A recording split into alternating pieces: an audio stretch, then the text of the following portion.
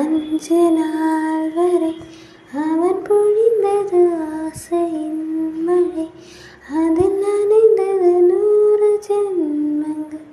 நினைவினில் இரு